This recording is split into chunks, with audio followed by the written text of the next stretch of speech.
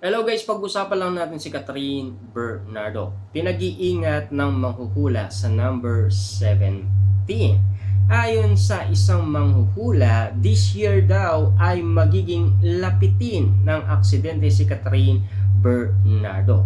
Sabi ng manghuhula, si Miss Catherine Bernardo, hindi ko alam kung anong klaseng energy meron ka na. Para bang inahabol ka talaga ng aksidente. This is not about health issue, it is about accident. So try lang munang i-avoid yung number 17 kasi lumalabas talaga.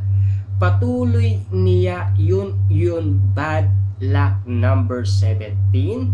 Pwede raw pwedeng plate number, pwedeng flight number. Lumalabas talaga si Catherine Bernardo ayon sa isang manghuhula, at yung number 1 and 7, iwasan niya muna ang plate number, date ng shoot airlines, basta't iwasan niya ang number 17. Yan ang nakikita ko sa vision ko at aksidente yun.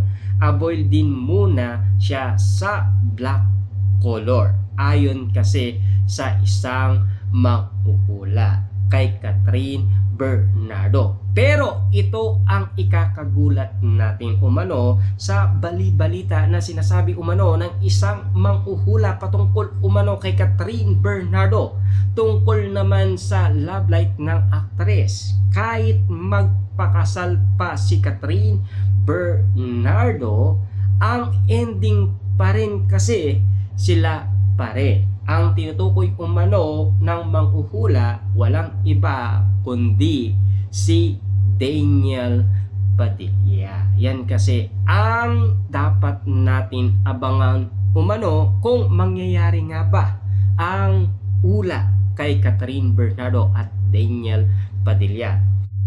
Tawang-tawa sabi ng manghuhula na ayaw niyang banggitin kung sino dahil may kanya-kanya na raw silang partner at ayaw daw niyang magalit sa kanya ang mga fans ng dalawa.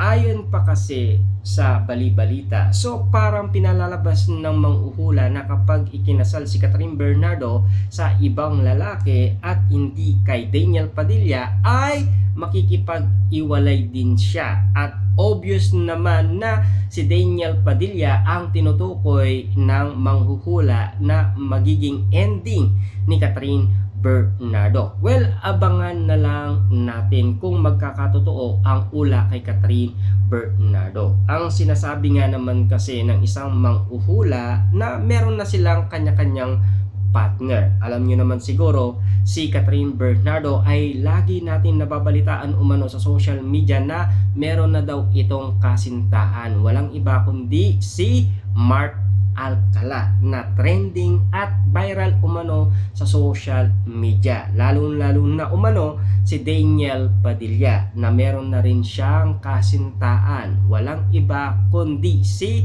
Kyla Estrada. Pero hanggang ngayon umano wala pa rin umaamin kung totoo nga ba ang mga balita umano patungkol umano kina Catherine Bernardo at Daniel Padilla, hanggat hindi pa umano nagsasalita ang dalawa kung totoo nga ba na talagang sila ay meron na kanya-kanyang kasintahan.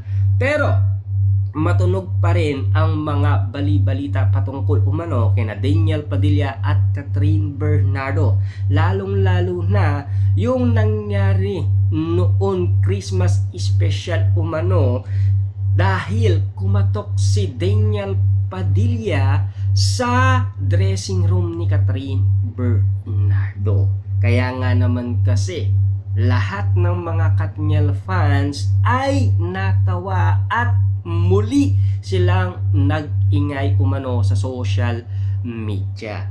Lalong-lalo na yung nangyari umano sa ABS-CBN Ball 2020. dahil ang issue noon ay pinagtatanggol daw ni Daniel Padilla si Catherine Bernardo kay Kyle. Alam nyo naman siguro, balita yan at trending na trending at viral na viral umano sa iba't ibang social media. Pero ang iba naman ay naniniwala nga naman kasi na magkakatuluyan pa rin sina Catherine Bernardo at Daniel Padilla at marami pa rin naniniwala na tuloy pa rin sa paggawa ng movie ang dalawa dahil nalaman nila na nagpaparinig umano ang ABS-CBN, lalong-lalo na umano may mga pasabog ang ABS-CBN sa throwback movie ng Katniel. Kaya nga naman kasi ang mga nalalaman natin sa media ay meron talagang iba't ibang mga napapag-usapan. Alam nyo naman siguro, yan ay nananatili pa rin sa iba't ibang isipan ng mga netizens, lalong-lalo na ang mga Katniel fans patungkol umano kina Catherine Bernardo at Daniel Padilla. Siyempre, hindi malilimutan umano ang bawat nangyayari, lalong-lalo na yung ula umano kina Daniel Padilla at Catherine Bernardo. Siyempre, yun pa rin ang inaabangan ng karamihan. Bagamat marami pa rin naniniwala umano na meron na silang kanya-kanyang love life. Pero hindi pa rin naniniwala umano ang karamihan dahil hindi pa naman kasi nagsasalita sina Daniel Padilla at Catherine Bernardo. Alam nyo naman siguro noon ay nagsalita si Catherine Bernardo na siya ay single na single, 'di ba?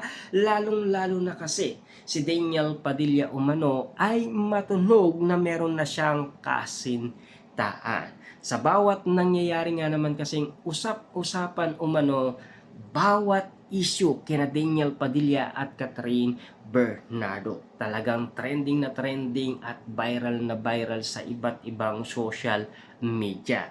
Dahil marami pa rin naghihintay at nag-aabang kung katotohanan nga ba ang bawat pasabog ng balita, lalong-lalo na ang ABS-CBN, kung magkakatotoo nga ba talaga ang parinig umano ng ABS-CBN sa bawat nangyayari umano na naririnig nating kumakalat umano sa social media.